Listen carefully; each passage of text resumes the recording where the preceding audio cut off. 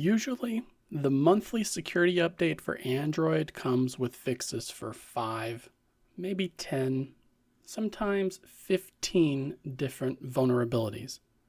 But this month, it's very different. Google has just announced the Android security update for September 2025, and it actively fixes 120 defects that have been discovered.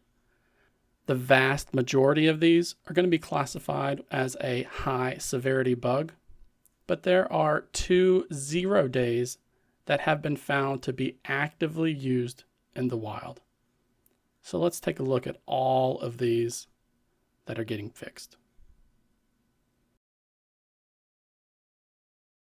First up, we have a high severity bug that was found within the Android Runtime. This is one of the 2 0 days that is actively being used in the wild, and it allows for a local elevation of privilege, meaning if someone has access to your device, then they can gain a higher level of access to your data without any user interaction at all. Next up, we have 29 different high severity vulnerabilities that have been found within the framework of Android. Over 15 of these allow for an elevation of privilege as well. 7 of them disclose specific information about your device, and 5 of them allow for a denial of service attack that will render the device useless while it's happening. Then we have 28 different bugs found within the system of Android. One of these is actually a critical severity issue as well, since it allows for a remote code execution, meaning a hacker can run some code, usually malicious code, without needing to have local access to your device.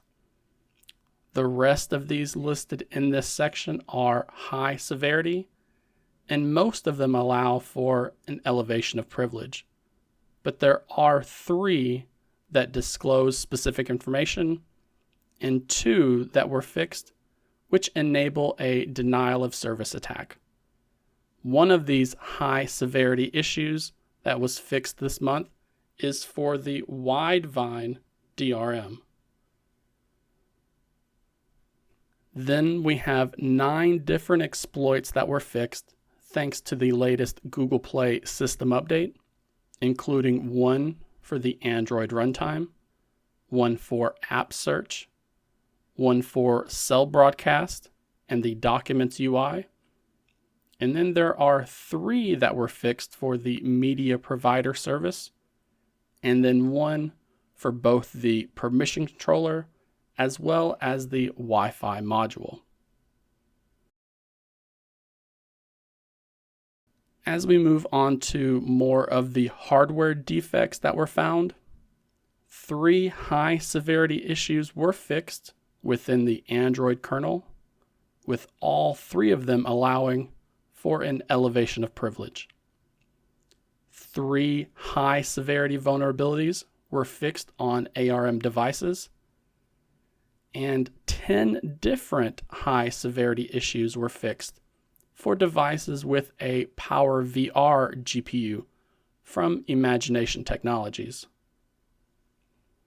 This month, we have 4 different bugs that were fixed with devices using a MediaTek chipset, mostly targeting the modem that they have. And Qualcomm didn't get by this month without some help either, as over 30 different issues have been patched up regarding their specific hardware and their closed source components. So, as you can see, there are dozens and dozens of fixes included in this month's Android security update, showing now more than ever why it's important to have a phone that is actively being patched. It's going to be rough for those who have a phone that are no longer receiving these security updates, as many of these vulnerabilities date back all the way to Android 13. And it also shows why waiting for quarterly security updates just isn't good enough anymore. So be sure to use the comment section down below to let me know when your device will be able to install this month's Android security update.